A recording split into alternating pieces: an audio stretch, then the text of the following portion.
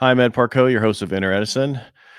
What I'd like you to take away from today's show is that our greatest growth comes from our greatest failures. Today's guest is Chris Ruden, and let's welcome him and get to know his journey. Hey guys, How you doing? good. Huh? Thank you for having me. I appreciate it. Oh, no, I appreciate you showing up and, again, and showing up on time, even though I didn't send you the link. Yeah, no worries. I was here ready, but things happen. If you're Yeah. not flexible in life, life's going to wreck you. So Yeah, well, and you're totally honest totally true about that. We only want to deal with people who are that way. I mean, because if you're not going to be flexible, nobody wants to work with you. 100%. So, yeah. All right. So not everybody's going to know your story like I do. I normally don't check people out before they come on my show, but you were a little different. So I did kind of peek a little bit about you and what you're doing. But you want to tell my listeners who Chris Ruden is? Yeah, so I was born with a physical disability. I have 2 fingers on my left hand and a shorter left arm. Now I have the super cool prosthetic arm, but for 17 plus years, I hid my disability from everyone, from the world. I shoved my hand in my pocket, had my hand under a glove, and it wasn't until a few years ago that I stopped doing that. Now I've been featured on TV shows like shows with The Rock, Titan Games, working with brands like Nike, Tommy Hilfiger, just featured in People magazine, and I get to help people see their world without limits as a keynote speaker, as an author, as a consultant, and I really love donuts. So, all the important things in life. So which were you on season? What season of Titans? One. I was so that was a crazy thing, but they reached out to me. I didn't apply, and Right. I'm making the cut and being on all the billboards and stuff, and I got to do the very first season of that show, and it was pretty epic. I watched that season. Yeah, that was definitely me. If you look for the prosthetic, I'm gonna go back. Yeah. I now I remember seeing you on there, but I didn't put the two together. It's like so many people come in your life and you see so much on TV, you don't really, and then being connected with you, I really appreciate. This is amazing. Absolutely. A lot of times we don't make those connections because we see people on TV, but they're all real people, and like for me, it's cool seeing myself in a magazine, but the hardest thing for me was like seeing myself not hiding my disability. So when people see levels of success, it's not always perceived the same way by the people having the success, So anytime you see people, it's so important to actually listen and be present and aware and not just build your preconceived notions about someone or something, Right. Now I want to go back because you said you hid it forever. What was that point in your life you finally said that this is the time I'm going to show my disability? I'm okay with it. How did you get to that point? Because I think a lot of people have things in their life they want to hide, and they're afraid to. Even talking on this podcast, Inner Edison, a lot of people hide the mistakes that they have made or certain things, and they shouldn't because they should help other people grow from it. I want to learn about how did you finally get over to where, hey, this is who I am. Take me for who I am. Let's address that. Fear is super common in business, and for me, being a self-employed person having multiple businesses, it's tough. But what's worse than fear is the fear that you push down so deep that you don't even acknowledge it anymore. It's so swept under the rug that you pretend like it doesn't exist and you never address it. That was me. So it wasn't that I was afraid to show my hand. It wasn't even an option. I wasn't scared of it because it didn't exist. I hid from it that much. And a lot of times, whether it's a glove or a mask or makeup or your past business failings or whatever, how you grew up, or bald, it could be anything. It's crazy. I'm not want to put whatever it is for that person. It is because it doesn't matter. There are people who have disabilities who were never hid, and then I hid. That doesn't negate what I went through and validate what I felt, but we all have something, And for me, there was no Disney moment of like, woo, I made it. There was no finish line because there never really is there? The day you start building a business is the day you realize you'll never be successful enough. And with me, I realized I thought the finish line was being happy. But that's a process, not a finish line. That's not a destination type thing. So there were little moments that led up. I met this one little girl. I was speaking at an event. There was like 1,000 people. And I was walking down this really long hallway with this little girl. She was about 7 years old. And I was hiding my disability, but I was still speaking. I wanted to help other people from a perspective of like, hey, I'm not perfect, but I can offer my perspective, my message. And she knew I was hiding, but most people never said anything to me because I was so falsely confident, We were walking down this long hallway and she grabbed my glove, which I freaked out. Like in my head, I'm like, this is it. This is how it ends, And she's just swinging my hand, and she's like, "It's okay. You don't have to hide around me." And wow, me, man. that killed me. Like there was thousands of people there to see me speak, but I feel like she's the only person that saw me, you know? And it was that moment where I was like, maybe I don't have to hide. Maybe who I am and the value I have is more than what I was born with or without.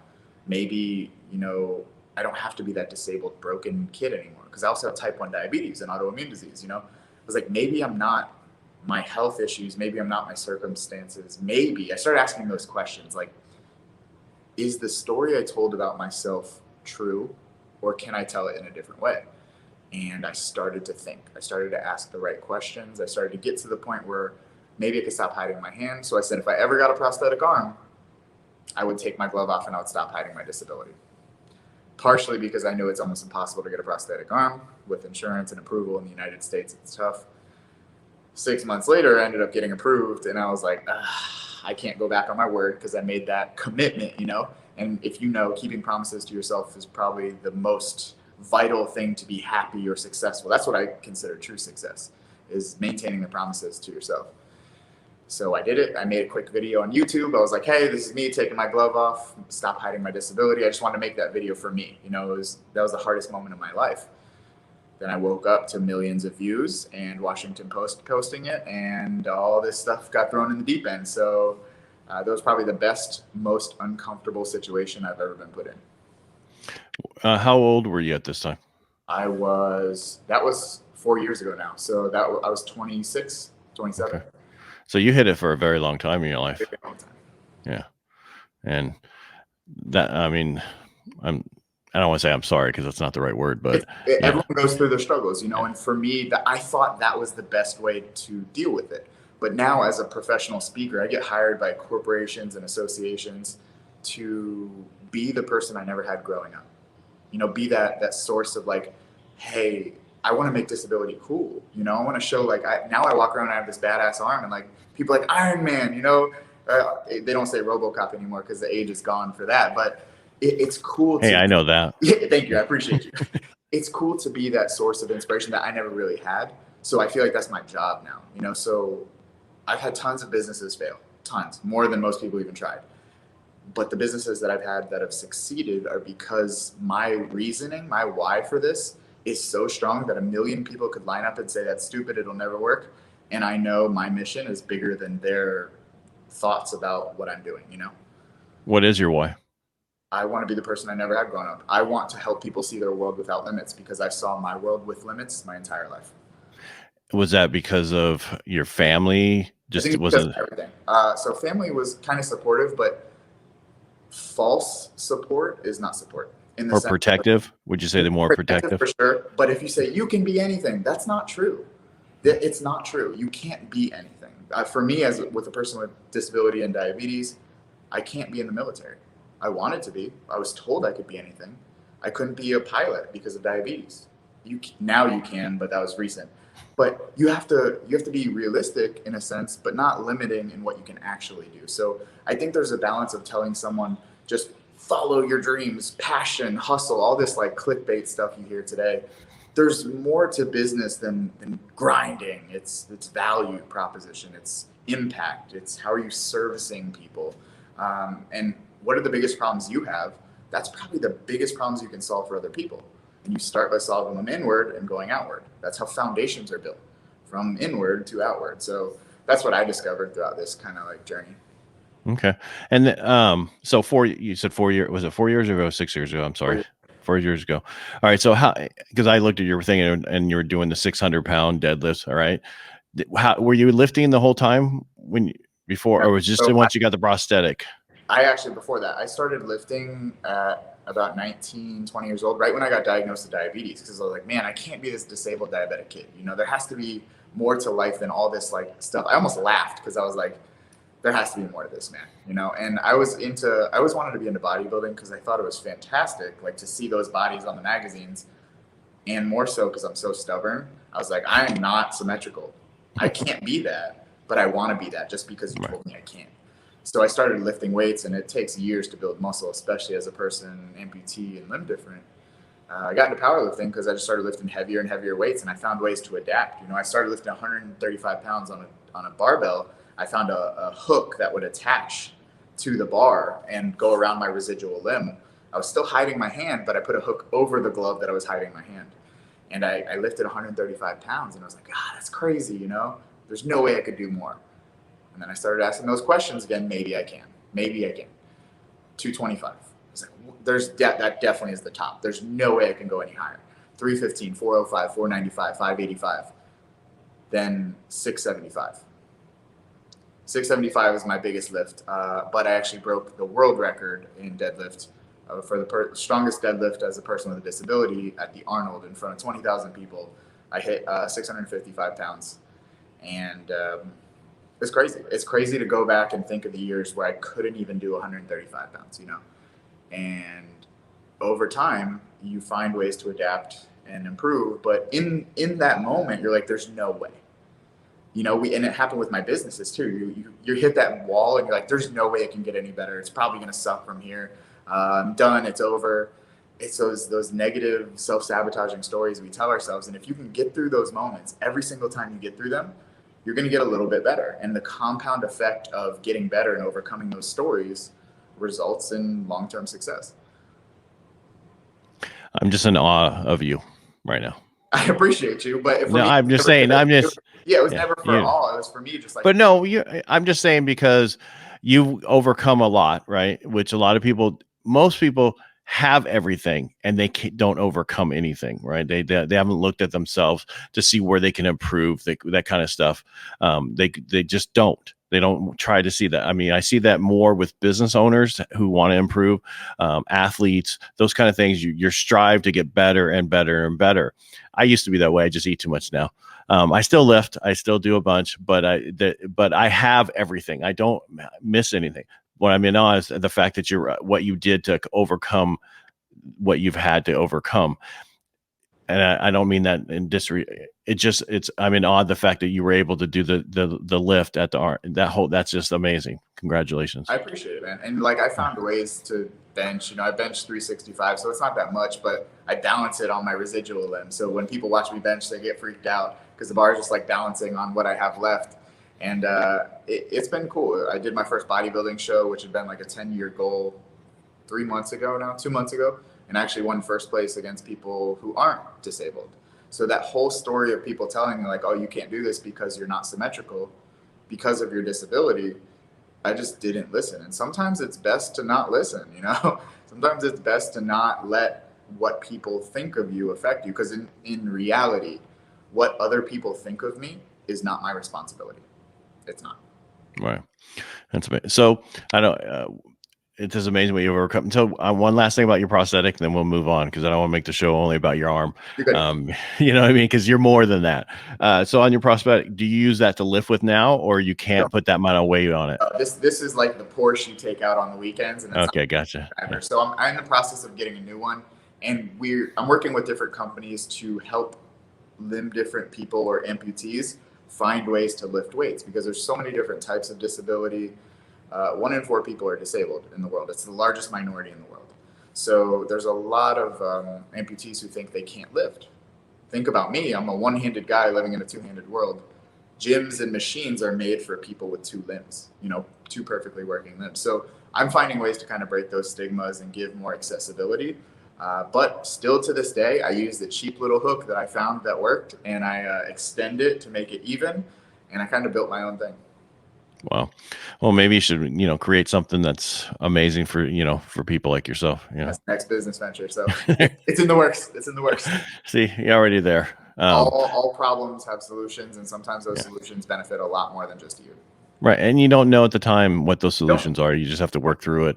And, yeah. So what's a business you have right now? Because I saw, you're an entrepreneur and you've done a lot of businesses. What are you working on right now? So right now, speaking is that's my passion, purpose, crossover, and also moneymaker. That is I want to do that for the rest of my life. I eventually want to teach people how to speak and make that into a mentorship, but I love speaking. It's just it's the thing that gets me all riled up. I love it. I also own a protein snack bar company called NRG Bites with another type 1 diabetic who's a chef. And we grew 3,000% since last year in COVID. So when my speaking business took a hit because of COVID, the other business blew up. So it's kind of the ebbs and flows of business, Also, as an author, I just released a book in May, so that's developing into a consulting business. What's the name of that book? It's called The Upper Hand. Where did I put it? This book right here. Okay. Yeah. So that's been like a year-long process. And when my speaking business took a hit, I took time to take what I do in speaking and make it into a book so that people could have it even when they don't pay me a keynote fee, you know? Right. I also do some adaptive modeling for companies like Nike, Tommy Hilfiger, and some other brands who make clothing for people with disabilities, like magnets instead of buttons. And we don't really think about all the things that require 2 hands, 2 limbs, or people with cognitive disabilities need accessibility. You know, imagine only having 1 foot and always having to buy 2 shoes. It sounds funny, but you're like, oh damn, like Yeah, you don't think about it. Shoes, you know. So there's a lot of things that are getting worked on, but that's kind of what I have going on in the works now. And I also do fitness. So my degree is in exercise science. So I run online fitness challenges for people with disabilities and diabetes, and I take private clients as well. So I've been able to build off, and it's all about helping other people overcome adversity. That's the general gist of what I do. Do you have a TV channel yet with for helping people? I would like that. That would be very nice. But nothing yet. For me, I'm gonna interview a guy who created a U-screen, which is a way to set it up, and because I'm looking at doing, so I love the connection, because anything that allows the same thing what I'm doing, I find people are most successful when they take that core concept or their purpose and just tributaries of businesses that also solve similar things. Those people, Dr. Dre is a perfect example. He comes to mind, where he just built so many businesses off that one core thing he had. It's impressive, but it's cool to see that like I'm actually doing it, you know? Right. Back to your protein bar. What was that called again? Called NRG Bite. And it's a smaller protein bar. It's all natural, gluten-free, and it tastes, we don't believe in sacrificing taste for health. So it tastes like a candy bar, and our goal is to get someone to choose that instead of a candy bar to do its job, but also people enjoy it. So. And what's the sugar content on that? It's pretty low, I assume. Carbs, there's no artificial sweeteners, 10 grams of grass-fed whey protein, and all our ingredients you can actually pronounce. There you go. No, I just, for what you're talking about, wanting diabetic and creating your own protein bar, so I assume it was for people. Yeah, it's a lower carb, but also we believe in like moderation. So we don't have no carb, but also we don't have the 30 grams of carbs that most of these other bars have, you know? Right. Yeah, I mean, my wife started one of these programs where you watch everything, and it's amazing how much she drops just by, watching it. And that's how I used to, because I lifted a lot when I didn't start lifting until I was 33 because I got in a car accident. Okay. And I went from like being hardly able to push up 135 bench press to 415, which is 6 months. And then, it's totally crazy because when you first take off, they say when you start first lifting, it's amazing where you can go. Then your body gets used to it. Right. Yeah. And then I saw a YouTube video of a guy that says, I just hit 100 pounds on my chest press. And my dad came over, grabbed it, and he started doing curls with it. Right. Because the longer you've been doing it, the more you can lift. Right. Yeah, for sure. So, yeah. I go back to that moment where I first started and like did a lot more smarter things. Obviously hindsight is 20/20. Always. Like if I could go back, Right. And so for someone who has a disability, who is starting out and they're looking at certain things to do, what do you recommend for them? Because you speak now. It has to be about overcoming adversity, I assume, right? Is that what it is? On kind of 3 topics: overcoming adversity, diversity and inclusion as it relates to disability, and then patient influencer marketing, which is another kind of like subset of that. What is that? Why don't you explain that one to me? I know the other two. Yeah. Patient influencer marketing is bridging the trust gap between companies and communities. So a lot of autoimmune communities just don't trust companies, and finding a way to bridge that gap so that companies can work with communities and communities stop working against companies, so that we can actually create solutions in the community and the company benefits, So there's a big pushback, and I'm kind of that mediary in between. Wow. All right. So, and I think we talked about for a short period, you were on Titans. How was that? All right. So they reached out to you. So it had to have been one of your greatest moments, right? Being on the show. I almost didn't write back because I thought. I'm sorry? I thought it was fake. I almost didn't call them back because I got the message and I'm like, yeah, it's late at night. I'm like, okay. They're like, we want to hop on a Skype call. I'm like, I'm not taking off my shirt or anything. You're being weird. This is weird, Ended up doing that, and I was like, okay, that's cool. Maybe it'll happen. I didn't know that 200,000 people had applied for that show. Wow. I didn't. So they ended up calling me back, like, you have to compete for a spot. We're flying out 200 people. We're gonna do a 12-hour combine. I'm not an athlete, guys, like, at all. I'm not. I wear tight shirts. You look like one. I got you, and that means I fooled you too. I wear tight shirts to make me look big. 1, 2. I lift heavy weight 1 time. That's it. I'm not an athlete. So doing this, I was like dying, because I was like, this is a lot, jumping over walls, doing all these obstacles and stuff. So 12-hour combine against other athletes. I was like, there's no way I made it, but it was cool. It was a cool experience. I got the call back like, hey, we had to narrow it down to 30 people. We chose you. I'm like, no way. And then they're like, we had to narrow it down to 2 guys to be on the billboards and all the marketing materials. We chose you. I'm like, so if you Google Titan Games right now, season 1 Titan Games, you'll see me right next to the rock. Can't miss me because I got a prosthetic arm. So it was such an awesome experience. I ended up losing, but I got to share my story, share like a speech at the end. The Rock ended up coming down and hugging me. Like, it was crazy stuff. So it's so crazy to see a guy you idolize for so long, especially because I used to be into wrestling, recognize you on that level. And he posted me on Instagram, and I had already built like a substantial following, but it was so surreal to see like your idols becoming like next to you. It was just crazy. Yeah. And first of all, when you said you lost, you didn't lose. Yeah, true. That's very true. You did not lose, because you were on a platform that was amazing to help what you are trying to push out there, how important it is to understand who you are and be okay with any disability you have.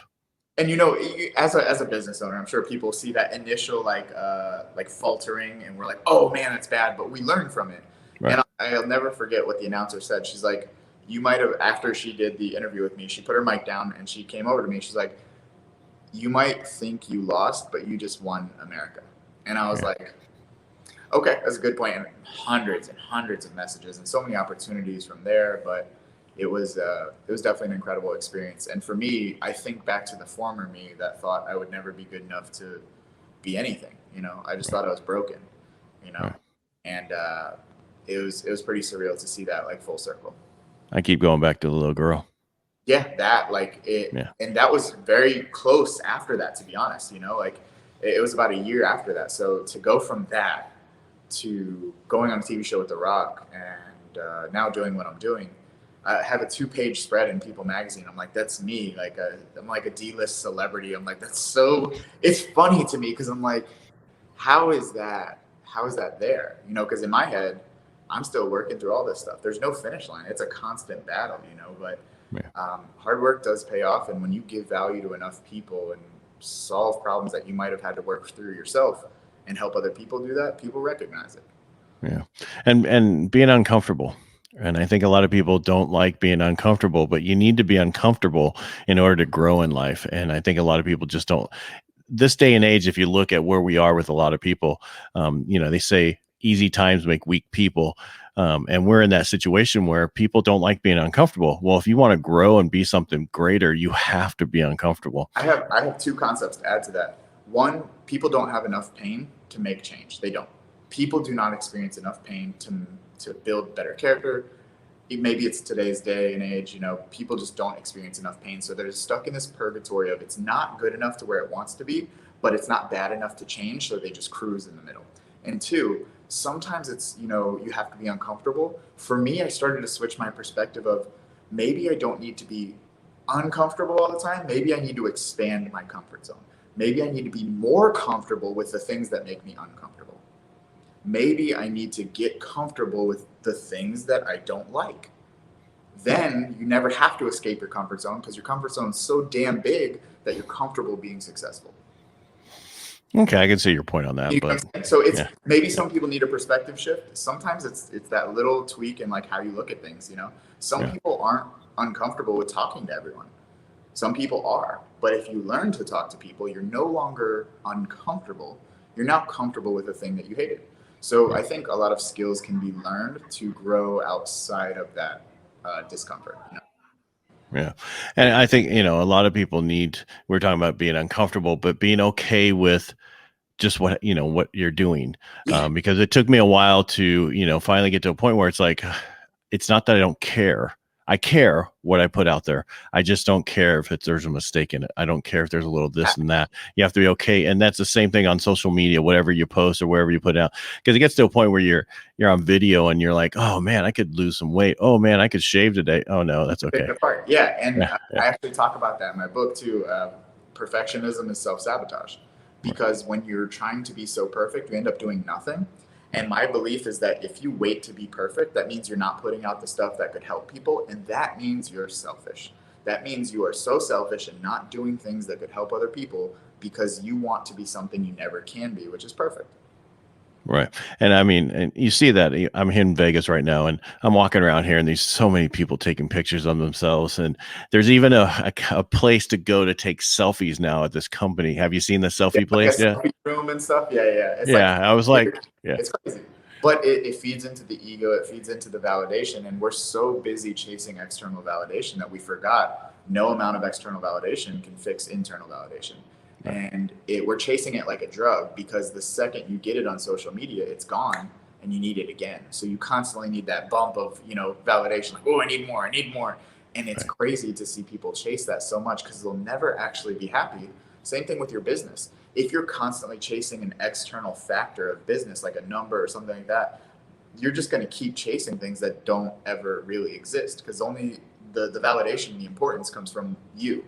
You give value to your business. So if you truly value what you're doing, you'll always be content or happy or satisfied with the process. Chris, it was really nice to get to know you today. I appreciate you having me on, because anything like this, especially when it relates to business, but also putting humanity back into business and understanding, like, we are humans. And sometimes a perspective shift is what we need to keep going, go through the rough patches and take off that mask or glove or whatever you're hiding and just be unapologetically yourself. Yeah, it was really, I didn't, like I said, before I got on the show, I didn't know what I was going to experience. And that's why I love doing podcasts and I love interviewing people, because I get to know people. And it was really nice getting to know you and your journey. I'm not trying to shut us down yet. I'm just saying that I'm still in awe, because it's amazing, your journey. All right. So, and you're probably like, shut up, I don't want to hear that. No, I do appreciate it. And honestly, it takes hearing that to get grounded again, because we get so stuck in wanting to do more that we never have gratitude for what we actually did, Like, hey, yeah, but I still need to do these other things. So as you were saying that, I caught myself saying, yeah, but I have to do so much more, And I was like, wait a minute, you're allowed to, like, enjoy or be proud of the stuff you've done in the process or pursuit of more. A lot of times we're just so obsessed with conditional, I'll be happy when I get a helicopter, We set that, like, crazy goal and we're like, if I get that, then I'll be happy. And we can't do that, because then you're going to be miserable in the process. And yeah, you might end up hitting that business in 10, 20, 30 years, but you spent 10, 20, 30 years being unhappy. And the whole goal of business was to give you freedom to be happy. So it doesn't really make sense. Are you still looking for a helicopter? Is that like your goal? That would be cool if I could get to donuts faster. I mean, like I'm not obsessed with that. For me, I'm not really like I like money, don't get me wrong. Yeah, everybody does.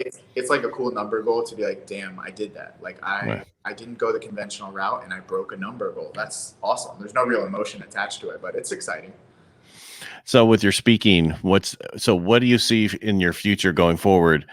Because I hear that you like the speaking part. I can see that in your face when you talk about it. So where do you see yourself in 5 years from now with that? Or is there something else you're looking at doing? But I think the TV thing would be good for you that we talked about. So, yeah. Like, definitely, I do some commercial, like, gigs, like modeling, acting, and it would be cool to eventually get into a TV show or a movie, which those are like little goals you knock off the bucket list.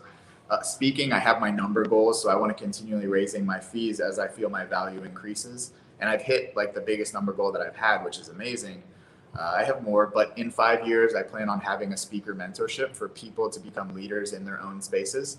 And that's what I want to scale up and really build, because I think we need more people like you, people who are willing to be in a position of influence.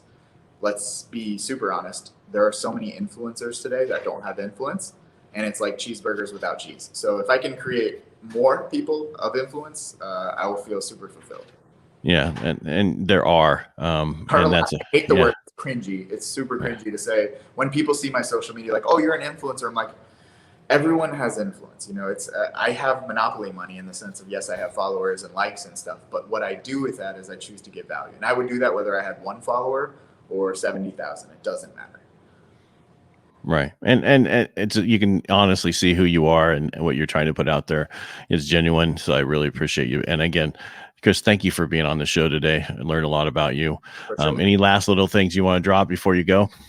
I think just focus on what you can control, whether it's in your business or your personal life. That was one of the biggest pieces of advice that I heard and that I put in my book, and The Upper Hand. Focus on what you can control. You can have all these what ifs, all these crazy things, these possibilities. You go crazy, you start suffering in advance because you can't control the future because it doesn't exist. Take a step back, focus on what you can control. Do what you can with what you got where you are, and life will turn out how it's supposed to. That is correct. One way or another, it will turn out. You should be controlling as much as you can. All right. I want to thank you, Chris, for being on the show today. Thank you for joining us on Inner Edison. I hope you enjoyed today's episode and what our guests learned from their life's journey. Please like, share, and subscribe. And again, thank you so much.